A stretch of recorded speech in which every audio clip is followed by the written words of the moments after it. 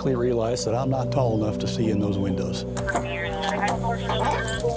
I went back to my patrol car and I pulled it into the driveway so that I could get my push bumper close to the garage and use it as a step up. I stepped up on it and looked in the window. I immediately see Kristil, apparently lifeless. She had some type of wound to the head. 151, send medical. I got a female down in the garage. Broomfield police! Broomfield police! This is a crime case of Daniel Krug, who pretended to be wife ex-boyfriend, stalked her and killed her. Kristil Krug did everything right. She documented the threats, she went to the police, she armed herself, she tried to protect her family, but the monster was already inside her home. Cast your mind back to the summer before college. Most of us have one. A relationship that ended not with a bang, but with life just moving on. For Kristil, that person was a man named Jack Anthony Holland. They had dated briefly, over 20 years ago. He had occasionally reached out over the years, nothing alarming, just the kind of contact that fades over time. Daniel knew about Holland, and he decided to use him. In the summer of 2023, Kristil began receiving texts and emails from someone claiming to be Jack Anthony Holland. The messages started soft, attempts at reconnection, but they escalated fast. The tone turned hostile, threatening. The messages suggested the sender knew exactly where Kristil was, what she was doing, who she was with. One message included a photo of her husband, framed as a threat from the so-called stalker about watching Daniel. Here's the bone-chilling part. Daniel had photographed himself to send that message. He was both the threatening stranger and the concerned husband in the same photograph. Broomfield, Colorado, a quiet suburb just north of Denver. Clean streets, good schools, the kind of place where people leave for work in the morning and come home for dinner. It's where Kristil Krug, 44 years old, a chemical engineer and mother of 3, was building her life with her husband, Daniel Krug, a financial analyst who worked at the Colorado Department of Public Health and Environment. From the outside, this looked like a perfectly ordinary family, but by the summer of 2023, something had quietly begun to crack inside the walls of their home.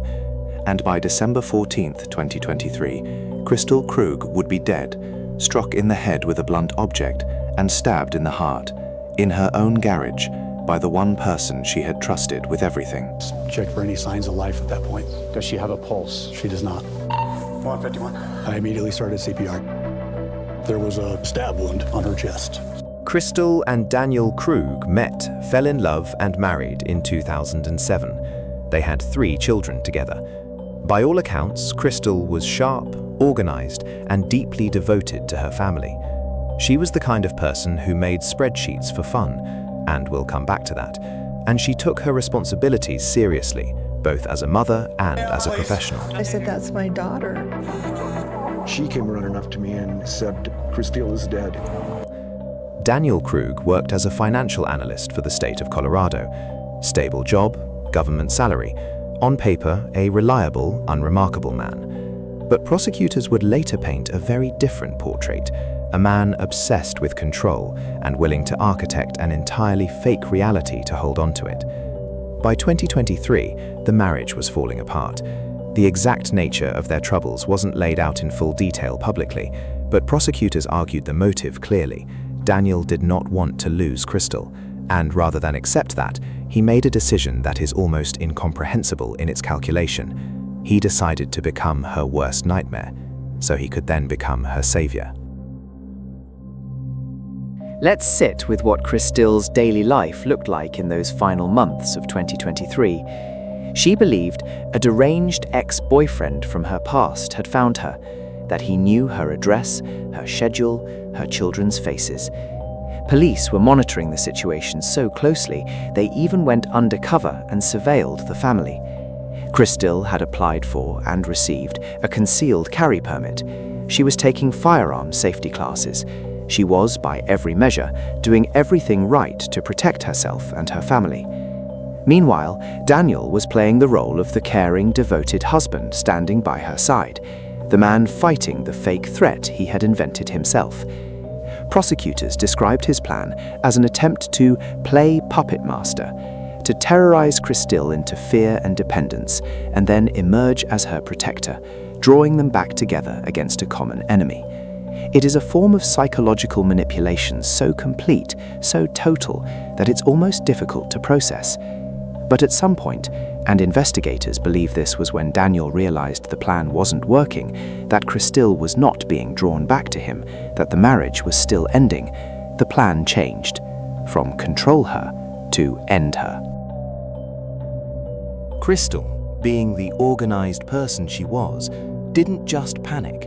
She documented everything. She built a detailed spreadsheet logging every message, every interaction, every timestamp. In October 2023, she walked into the Broomfield Police Department and handed that spreadsheet to investigators. Police body camera footage captured her telling officers, "This is exhausting. It has definitely made me paranoid everywhere I go." She was terrified, and she had no idea the threat was sleeping next to her every night. Daniel wasn't winging this. This was a sophisticated, premeditated operation. Investigators later found that he had created fake email accounts impersonating Jack Holland, purchased burner phones using a Visa gift card registered in his own name, a detail that would come back to haunt him, used password-protected networks at his government workplace to create at least one of those fake accounts, again completely traceable, and those burner phones appeared in the same physical locations as his personal phone on multiple occasions. Investigators also confirmed that the real Jack Holland, the actual man being impersonated, was living in Eagle Mountain, Utah, more than 8 hours away from Broomfield. He had a verifiable alibi. He had never been involved. An innocent man's identity had been weaponized. And here's where it gets even darker. During the trial, a former girlfriend of Daniel's took the stand. She testified that after their relationship ended, decades earlier, Daniel had allegedly created multiple fake online personas to harass and stalk her after their breakup. The same playbook. It was a Thursday morning. Kristil had gotten the children ready for school and dropped them off. She returned home just before 8 a.m. and walked into the garage. Daniel was already there, waiting.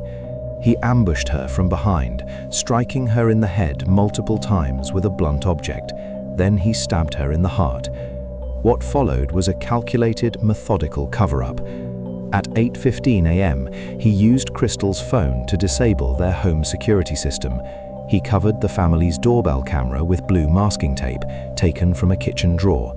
He used her phone to send 2 text messages, one to her brother and one to a Broomfield detective who had been actively investigating the stalking case.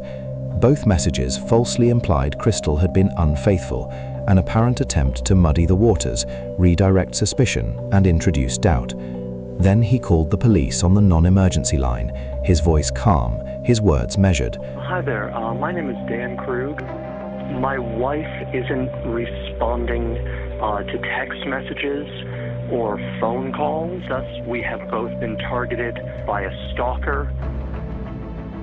Broomfield investigators did not take long to start looking in a direction that would have seemed unthinkable at the start of this case, straight at the grieving husband.